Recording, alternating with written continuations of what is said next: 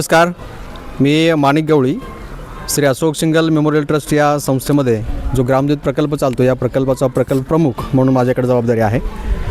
आपण या संस्थेच्या माध्यमातून 2021 पासून या अंदरमावळ आणि पवनमावळ या भागामध्ये आपण सामाजिक कार्याला सुरुवात केली, ग्रामविकासाला सुरुवात केली आणि त्या अनुषंगानं आपण अंदरमावळ आणि पवनमावळ या भागामध्ये 68 गावांचा समावेश केला आणि ग्रामविकासाला सुरुवात केली. याच्यामध्ये पूर्ण या प्रकल्पाचं संचलन करणं ही माझी जबाबदारी आहे. या जबाबदारी अंतर्गत आपण आरोग्य, शिक्षण, पाणी, उपजीविका, इन्फ्रास्ट्रक्चर डेव्हलपमेंट या सर्व गोष्टींचा या सामाजिक उपक्रमांचा आपण या ठिकाणी विचार केला.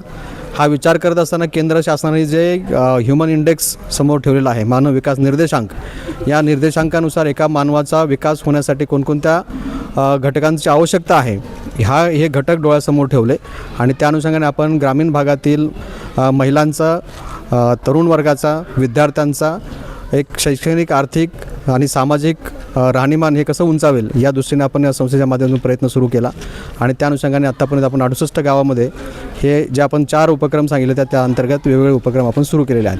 त्यामध्ये महिला बचत गटाच्या माध्यमातून पापडचा उद्योग असेल, लोणच्याचा उद्योग असेल, चिक्कीचा उद्योग असेल, तूप असेल, अशा प्रकारचे उद्योग सुरू केले आणि त्यांना रोजगार उपलब्ध करून देण्याचा प्रयत्न केलेला आहे.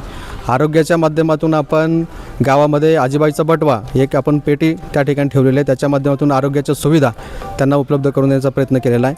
त्याचबरोबर गरोदर माता आणि स्तनदा माता यांच्यासाठी आपण पोषण आहार योजना आपण सुरू करून त्याच्यामध्ये 125 महिला साधारण त्याचा लाभ घेत आहेत आणि त्यामुळं या भागामध्ये जे जन्ममृत्यू दर आहे हा कमी झालेला आहे आणि त्यानुसार जे आज जन्माला येणारं बाळ आहे ते बाळ अतिशय सुदृढ अशा प्रकारचं बाळ जन्माला येतं आणि त्यामुळे मृत्यूचा दर कमी झालेला आहे. माता मृत्यू आणि बालमृत्यू हा दर कमी झालेला आहे. त्याचबरोबर पाण्याच्या सुविधा आपण ज्या दिलेल्या आहेत त्या माथ्यावरची जी गावं आहेत, डोंगरवाडीसारखं असेल, साटवाईवाडीसारखं असेल, कुसवलीसारखं गाव असेल, या गावामध्ये पिण्याच्या पाण्याच्या अतिशय दुर्मिळ अशा अवस्था होती किंवा कठीण अवस्था होती. त्यामुळे त्या ठिकाणी आपण सायफनच्या माध्यमातून किंवा 40 लाख लिटर स्टोरेज तयार करून सोलरच्या माध्यमातून त्यांच्या घरोघरी नळ योजना आपण सुरू केलेली आहे. त्याच्यामुळे त्या गावचा पैसाही वाचतो आहे आणि त्याचबरोबर त्यांना जे पाणी आवश्यक आहे तेवढं पाणी त्यांना अतिशय चांगल्या प्रकारचं उपलब्ध झालेलं आहे. त्याचबरोबर आपण शिक्षणाच्या माध्यमातून स्वविकास केंद्र आपण आपल्या या 45 गावामध्ये सुरू केलेलं आहे. त्या ठिकाणी शिकवणारी जी महिला आहे ते घरामधलीच जे चूलमूल करणारी महिला त्यांना आपण या प्रकल्पामध्ये समाविष्ट केलं आणि त्यांना प्रत्येक महिन्याला 2 दिवसाचं प्रशिक्षण देऊन अतिशय त्यांना चांगल्या प्रकारचं प्रवीण केलेलं आहे आणि प्रवीण करून ते आत्ता सर्व हे जे 45 केंद्र आहेत त्या 45 केंद्रामध्ये शिक्षका म्हणून ते कार्यरत आहेत आणि साधारण 800 ते 1000 विद्यार्थी रोज त्या केंद्रामध्ये येतात. त्यांना संस्कार, मराठी माध्यम, मराठी, गणित आणि वेगवेगळ्या उपक्रमाच्या माध्यमातून शिक्षण अशा प्रकारे त्यांना दिलं जातं. त्याचबरोबर संस्थेच्या माध्यमातून जे 48 शाळा या विभागामध्ये येतात त्यांना आपण वेगवेगळ्या शैक्षणिक सुविधा देण्याचा प्रयत्न करतो. त्याच्यामध्ये सायकल वाटप असेल किंवा नोटबुकचं वाटप असेल, हे वाटप आपण दरवर्षी किंवा 1-2 वर्षानंतर आपण त्यांना देत असतो.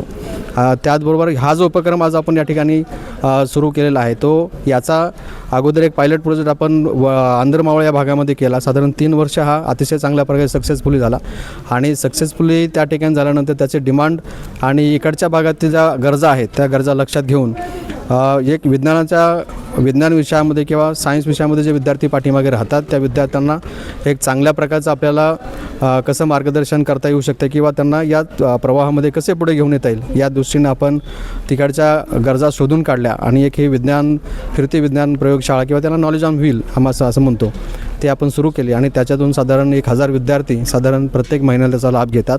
11 शाळांमध्ये सुरू केली होती.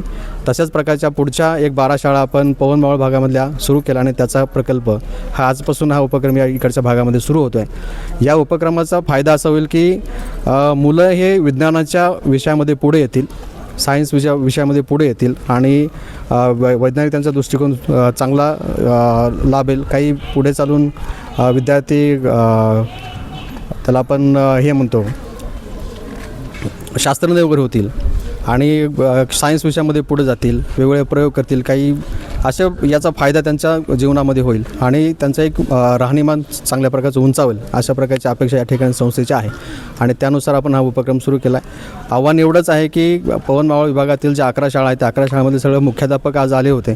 त्यांना मी आवाहन केलं की हा जो उपक्रम आहे आपल्या शाळेमध्ये कसा आणखीन चांगल्या प्रकारचे राबवता येईल यासाठी आपण मार्गदर्शन करा आणि तो आमची जी टीम आहे ग्रामदूत टीम, हे ग्रामदूत टीमच्या माध्यमातून सायन्स शिक्षकांच्या माध्यमातून जे मार्गदर्शन आपल्या मुलांना मिळणार आहे ते आपण त्या ठिकाणी चांगल्या प्रकारचं घ्यावं किंवा त्याच्यामध्ये आणखीन काय आपल्या सूचना असेल तर सूचना आपण आम्हाला द्याव्यात, त्या आपण संस्थेच्या माध्यमातून त्या पुढे कशा पूर्तता त्याची करता येऊ शकते याचा आपण 100% या ठिकाणी विचार करू.